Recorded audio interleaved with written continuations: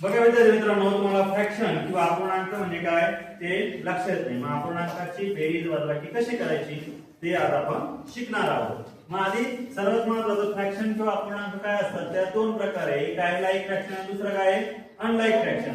Like fraction कशाला म्हणायचं, suppose 3/5 हा एक फ्रॅक्शन आहे आणि दुसरा आहे 9/5.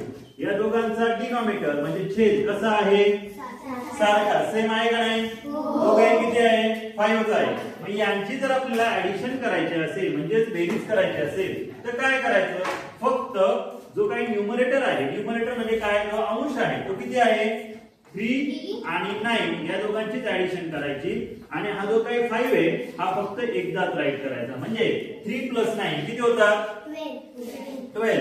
मग आपलं उत्तर काय येणार आहे 12/5 हे असणार आपलं करेक्ट आन्सर. काय अवघड आहे का नाही. मग आता हे सेम सबट्रॅक्शन असेल, लाईक फ्रॅक्शन आहे. समजा 12/15 - 8/15.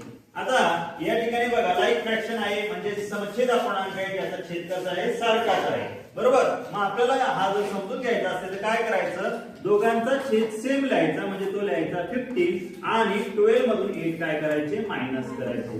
आता बघा 12 मधून जर आपण 8 मायनस केले तर शिल्लक किती राहतं सांगा बरं 4 आणि 4/15 हे असणार आपलं उत्तर. लाईक फ्रॅक्शन काय अवघड आहे का नाही. ऍडिशन आणि सबट्रॅक्शन दोघेही समजले का तुम्हाला हो. आता आपण समजून घेऊया जर तुमचा अनलाईक फ्रॅक्शन असेल तर काय करायचं.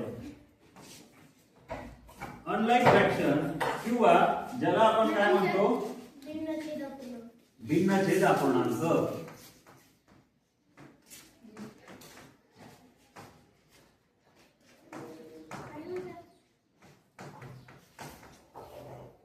बघा आता भिन्नछेद अपूर्णांक कोणाला म्हणायचं, तर सपोज 9/2 + 7/3 या अपूर्णांकामध्ये बघा दोन तुम्हाला अपूर्णांक दिसतील, दोन फ्रॅक्शन आहेत. या दोघांमध्ये एकाचा जो काही डिनॉमिनेटर किंवा छेद आहे तो आहे 2 आणि दुसऱ्याचा किती आहे 3. दोघांची ऍडिशन जर आपल्याला करायची असेल तर सगळ्यात महत्त्वाचा इथे छेद सारखा नाहीये. मग काय करायचं, तर यांच्यामध्ये जर समजा ऍडिशन असेल तर आपण करणार तिरकस गुणाकार. म्हणजे काय, हा 9 आणि हा 3 या दोघांची काय करायची आपल्याला ऍडिशन करायची. म्हणजे कसं बघा 9 × 3 घ्यायचं आधी. काय करणार आपण आधी 9 × 3 प्लस या दोघांची क्रॉस मल्टिप्लिकेशन किती येते 2 × 7 खाली काय घ्यायचा 2 × 3. आता या दोघांची जर मल्टिप्लिकेशन केली तर आपलं उत्तर काय येणार आहे 9 3 होतील 27 प्लस 2 7 40 आणि खाली काय घेणार 2 3 6. आता मला सांगा 27 + 14 करायचं. काय करा याची ऍडिशन किती होते 7 + 4 11 आणि याला 1 2 + 1 3 3 + 1 4. मग आपलं उत्तर काय येणार आहे 41/6. काय अवघड आहे का नाही. आता सेम सबट्रॅक्शन असेल. समजा सबट्रॅक्शन मध्ये उदाहरण आहे 20/8 - 6/3 बरोबर. किंवा आपण इथे 3 च्या ऐवजी 12 घेऊया बरोबर. आता हा नंबर आहे, या नंबरला आपल्याला काय करायचे सबट्रॅक्शन करायचे. मग काय करणार, तर सगळ्यात महत्त्वाचं एक गोष्ट लक्षात ठेवायची, ऍडिशन आणि सबट्रॅक्शन मध्ये जर तुमचा अपूर्णांक जो काही तुम्हाला दिलेला फ्रॅक्शन आहे तो अंश आणि छेद स्वरूपात जर सेम नंबरच्या टेबल मध्ये येत असेल तर त्याला डिवाइड करून घ्यायचं. म्हणजे त्याला शॉर्ट करून घ्यायचं, त्याला म्हणायचं शॉर्टेस्ट फॉर्म किंवा त्याला संक्षिप्त रूप द्यायचं. म्हणजे संक्षिप्त रूप कसं द्यायचं, तर ह्या दोघाही अपूर्णांकाला आता बघा आपण याला 2 ने पण भाग देऊ शकतो, 2 ने पण डिवाइड करू शकतो किंवा 4 ने पण डिवाइड करू शकतो, जे दोघांच्याही टेबल मध्ये येतं बरोबर. मग तुम्ही मला सर मग आम्ही 2 ने डिवाइड करू की 4 ने, तर डिवायडेशन करताना नेहमी लक्षात ठेवायचं जेवढ्या मोठ्या नंबरने तुम्ही डिवाइड करणार तेवढं तुमचं उत्तर फास्ट येणार. म्हणजे कसं बघा 2 4 सॉरी आपण जर 4 ने केलं तर काय उत्तर येणार या दोघांना जर 4 ने आपण डिवाइड केलं तर आपलं उत्तर जे आहे ते आपलं उत्तर असणार आहे 4 ने करतोय आपण तर 4 2 8 होतील आणि 4 5 किती होतील 20 बरोबर. म्हणजे याला 20/8 ला जर संक्षिप्त रूप दिलं तर आपलं शॉर्ट केल्यानंतर ते उदाहरण काय होईल 5/2. आता आपला 20/8 आणि 5/2 या दोघांमध्ये काहीही फरक नाही.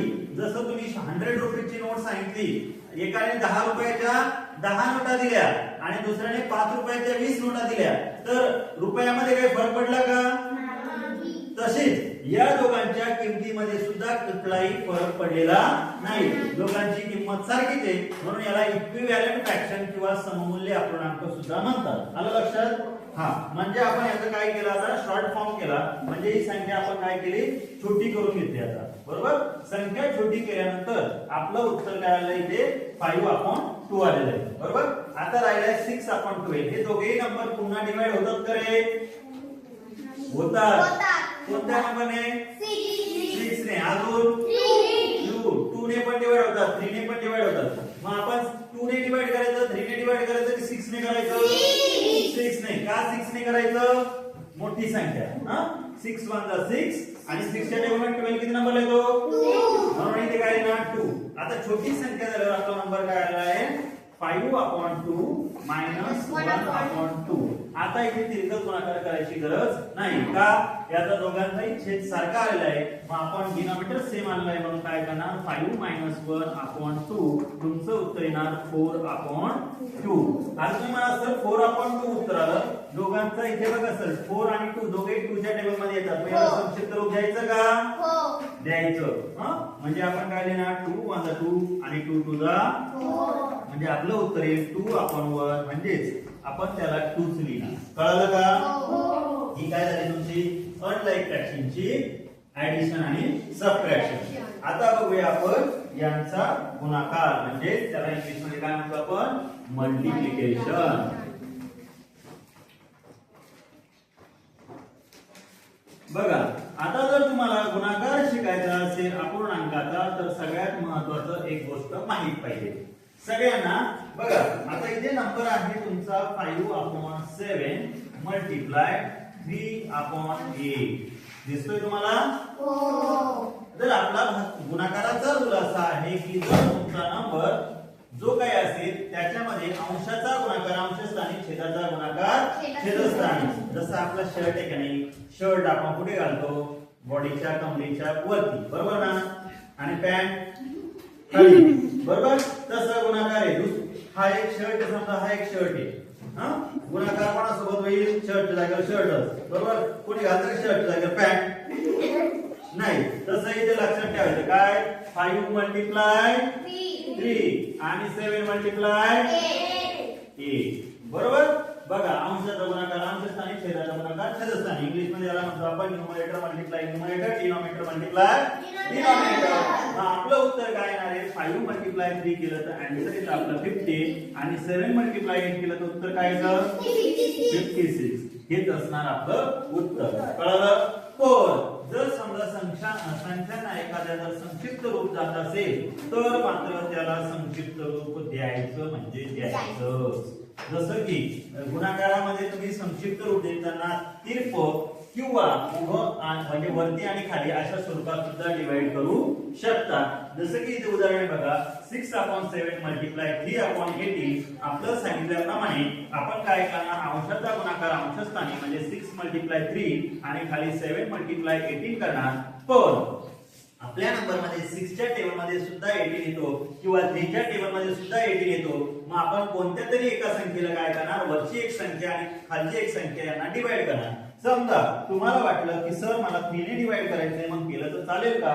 चालेल. 3 1 जा 3 आणि 3 च्या टेबल मध्ये 18 किती नंबर येतो? 6. मग आपण काय लिहिणार? 3 1 जा 3 आणि खाली काय लिहिला? 6. आता परत तुम्ही म्हणाल सर इथे तर मला आणखी एक दिसतंय, इथे 6 आलाय आणि इथे पण 6 आलाय, पण दोघांना कट केलं तर चालेल का? तर चालेल. आपला रूल तोच आहे, वरचा एक नंबर आणि खालचा एक नंबर कट झाला पाहिजे. मग आपण यालाही कट करणार आणि यालाही कट करणार, म्हणजे तिथे याला 6 1 जा 6 6 1 जा 6 केलेलं आहे. आता आपला नंबर शिल्लक काय राहिला आहे? 1 मल्टिप्लाय 1 किती होतात? 1 होतात. आणि 7 मल्टिप्लाय 1 केलं तर आपलं उत्तर काय येणार आहे? 7. म्हणजे आपला आन्सर काय आला? 1/7. पुढचं उदाहरण बघा. उदाहरण आहे 3 अपॉन 15 मल्टिप्लाय 20 अपॉन 100. आता मला सर एवढा मोठा नंबर आहे, एवढा मोठा गुणाकार आणि कसं काय करायचं? घाबरायचं काही कारण नाही, एकदम सोपं. काय जिथे शून्य आलं रे भाऊ तिथे काय करायचं? फक्त कटिंग करून टाकायची. कटिंग कशी करायची? छाटणी करायची, छोटी संख्या करून टाकायची. कसं बघा, 0 च्या जागी 1 0, 1 चा कडे 1 0 खालचा वर. नंतर बघा 3 च्या टेबल मध्ये 15 येतो का?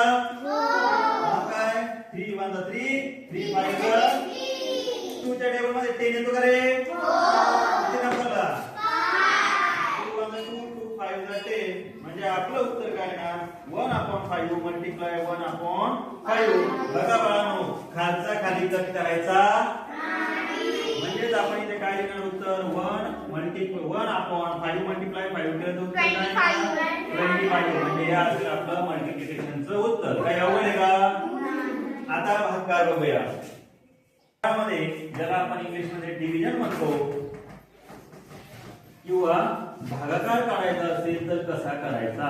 तर सगळ्यात महत्त्वाचं उदाहरण आहे तुमच्या समोर हे पहिलं 5/8 डिवाइड बाय 2/3. तर सगळ्यात सोपं लक्षात ठेवा, भागाकार करायचा असेल त्यावेळी भागाकार करताना भागाकारामध्ये जो काही पहिला नंबर आहे त्याच्यामध्ये कुठलाही चेंज करायचा नाही, तो जसा आहे तसाच लिहायचा 5/8 ऍज इट इज. पुढे डिवाइड करून वापरायचं मल्टिप्लाय. काय करायचं? डिवाइड करून मल्टिप्लाय वापरायचं. म्हणजे भागाकाराच्या चिन्हाच्या जागेवर काय करायचं? गुणाकार. आणि जी पुढची संख्या असणार आहे, जो दुसरा नंबर असणार आहे त्याचं करायचं खाली डोकं वर पाय. म्हणजे काय? खाली डोकं वर पाय म्हणजे काय? खाली शर्ट वर. जो नंबर तुम्हाला दिसतोय 2/3 त्याला उलट लिहायचं 3/2. आता तुम्ही मल्टिप्लिकेशन आताच शिकले, मग मल्टिप्लिकेशनचे रूल काय सांगता आपल्याला? अंशाचा गुणाकार अंशस्थानी म्हणजे 3 मल्टिप्लाय होतं 15 आणि खाली 8 मल्टिप्लाय 2 केलं तर 16 होतं. म्हणजे आपलं उत्तर काय येणार आहे? 15/16. काय अवघड आहे? चला दुसरा रूल. समजा डिवायडेशन होत असेल तर डिवायडेशन कुठे करायचं? आता अशा पद्धतीचं एक उदाहरण आहे तुमच्यासमोर. तर सगळ्यात महत्त्वाचं इथेच डिवायडेशन करायचं नाही. आपलं सांगितल्याप्रमाणे सुरुवातीला ठरल्याप्रमाणे काय करायचं? तर 20/8 जसं आहे तसंच लिहायचा, मल्टिप्लाय घ्यायचं मध्ये चिन्ह आणि 3/15 चा काय करणार? खाली डोकं काय उत्तर? 15/3. आता खाली डोकं वर पाय केल्यानंतर आपली छाटणी करायला काही हरकत नाही. पण छाटणी कशी करतो आपण? 20 आणि 8 कुठल्या टेबल मध्ये येतो? कुठल्या टेबल मध्ये येतो? 4 2. बरोबर. मग 4 ने देऊ का 2 ने देऊ? 4. मग 4 ने दिलं तर काय येणार? 4 2 जा 4 5 जा. त्यानंतर इथे 15 आणि 3 आहे, कशाने भाग द्यायचा? 3 ने दिलं तर काय येणार? 3 1 जा 3 5 जा. मग आपलं उत्तर काय आलेलं आहे? ते 5 मल्टिप्लाय 5 आणि खाली द्यायचं आपल्याला 2 मल्टिप्लाय 1. आन्सर येणार 25/2. काय अवघड आहे का सांगा बरं? 25/2 हे असणार उत्तर. अशा प्रकारे तुम्हाला गुणाकार आणि भागाकार सोडवायचा आहे. तुम्हाला सोडवण्यासाठी एक दोन उदाहरणं देतो, तुम्ही बघा ट्राय करून. पहिले आहे बेरीज 3/15 प्लस 9/12. दुसरं 3/13/5 मायनस 6/18. 8/4 मल्टिप्लाय 3/5 आणि फोर्थ आहे 10/15 डिवाइड बाय 4/18. ओके, व्हिडिओ आवडला तर लाईक करा, शेअर करा, विसरू नका. धन्यवाद.